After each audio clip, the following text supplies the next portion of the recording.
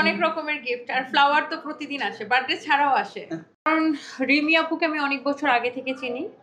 আর আমি নরমালি জানেন যে আমি কোথাও যেতে পারি না বা আমার আসলে সময়টা হয়ে ওঠে না, বাট ওনার সাথে আমার ব্যক্তিগত সম্পর্কের কারণে আমার আজকে এখানে আসা। এবং উনি এত ভালো মেকআপ করেন, ওনাকে আমি 2020 থেকে চিনি, যখন আসলে আমার বিজনেসের জার্নিটা শুরু।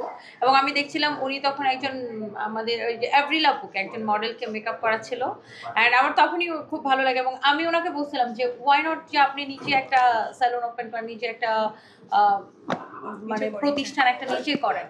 তো তারপর ওনার সাথে আমার বেশ কয়েকবার দেখা হয়েছে, উনি ভাইয়াকে নিয়ে আমাদের শোরুমেও আসতেন। তো তখন আমি ওনাকে তখন রিমি আপু বললো যে হ্যাঁ আপু আমার প্ল্যান আছে এরকম, আমি নিজে স্টার্ট করব। সো আমরা আসলে চাই যে স্পেশালি আমি খুব করে চাই যে আমাদের মেয়েরা এইভাবে এগিয়ে যাক। সো উনি যে জিনিসটা খুব ভালোভাবে পারে, এই জিনিসটাকে আসলে এই যে একটা প্রাতিষ্ঠানিক রূপ দেওয়া, এখন সেই প্রতিষ্ঠানে এখন অনেক মানুষের কর্মসংস্থান হবে। সো এটাই আসলে আমরা চাই যে আমাদের দেশের মেয়েরা এইভাবে এগিয়ে আসুক। এবং উনি আসলে খুব ভালো মেকআপ করেন, ওনার স্যালুনে সব ধরনের সার্ভিস আছে। সো এটা আমাদের আমরা আমরা প্রত্যেকটা মেয়ে আসলে স্যালুনে যাই বিভিন্ন রকম সার্ভিস দিতে, এটাও আমাদের জন্য ভালো এবং ওনার জন্য ভালো, এবং যারা এখানে কাজ করবে তাদের জন্য তো খুবই ভালো।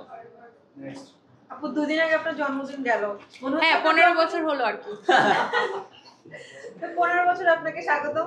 তো আপনার জন্মদিন উপলক্ষে আমার মনে হয় আপনার সেল অনেক বেড়ে গেছে, সবাই আপনাকে উইশ করছিল এসে লাইভে, এটা কি সত্যি? হ্যাঁ লাইভে উইশ করছিল, আমার সেল আলহামদুলিল্লাহ সবসময় ভালো। না বার্থডে উপলক্ষে আরো বেশি হয়েছে। বার্থডে উপলক্ষে আসলে সেলের কোনো ব্যাপার রাখি না, মানে বার্থডেতে দেখা যায় যে মানুষ আমাকে অনেক ভালোবাসে, মানে মানুষ মন থেকে ভালোবাসে, রেসপেক্ট করে, সবাই পোস্ট করে। মানুষের আমি আল্লাহর কাছে শুকরিয়া জানাই যে এত মানুষের ভালোবাসা পাওয়া, এবং মানুষের সবার প্রতি যারা আমাকে এত ভালোবাসেন সবার প্রতি আমি কৃতজ্ঞতা প্রকাশ করি। আসলে এটার সাথে সেলের কোনো ব্যাপার নেই। আচ্ছা আপু আপনাকে তো অনেক অনেক অনেক ছেলেরা পছন্দ করে, তো বার্থডেতে কি কি গিফট পাঠিয়েছে সবাই? অনেক রকমের গিফট আর ফ্লাওয়ার তো প্রতিদিন আসে, বার্থডে ছাড়াও আসে। এমনও হয় যে শাড়ি সাথে জুয়েলারি সবকিছু মানে সেট করে একসাথে ম্যাচিং করে পাঠায় দেয়। এগুলো রাখার জন্য কি আলাদা স্টোর রুম আছে কিনা? না এগুলা তো কারা পাঠায় আমি জানি না, এগুলো আবার আমরা শোরুমে সেল করে দিই। কি করবো এগুলা দিয়ে, কে পাঠায় জানি না, কিছু না। যেহেতু পাঠায় অবশ্যই তো এক দুইজন পাঠায় না, হিউজ পরিমাণে। হ্যাঁ প্রতিদিন এরকম আসে, এগুলো আমরা আবার শোরুমে সেলে দিয়ে দিই। Good idea. কি করবো, মানে ফেলে তো দিতে পারি না, আবার অনেককে অনেক কিছু গিফট করে দিই এখান থেকে নিয়ে। আর চকলেট পাঠায় অনেকেই, সো চকলেট আসলে কি করবো, চকলেটের তো ডেট চলে যাবে, এখন কে পাঠাচ্ছে জানি না, এই জন্য চকলেটগুলো আমার স্টাফদেরকে নিয়ে আমিও খাই, ওরাও খায়, মানুষকে গিফট করি, এই আর কি।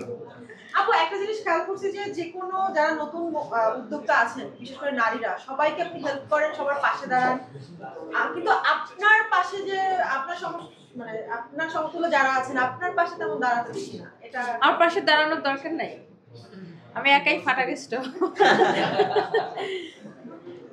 কারণ আমি অনেক কনফিডেন্ট, আর আমার জায়গাটা তো আমি কারো হেল্প নিয়ে তৈরি করি না, আমি নিজে নিজে আলহামদুলিল্লাহ মানুষের ভালোবাসায়, মানে আমার আসলে আমার সমকক্ষ কারোর, হ্যাঁ অবশ্যই তাদের সবার সাথে আমার ভালো সম্পর্ক, বাট সবচেয়ে বেশি প্রয়োজন আমার অডিয়েন্সের ভালোবাসা, আমার কাস্টমারদের ভালোবাসা। তো সেই জায়গাটা আলহামদুলিল্লাহ আমি সাকসেসফুল এবং মানুষের হয়তো বা মন জয় করতে পেরেছি। একটা জিনিস খেয়াল করেছি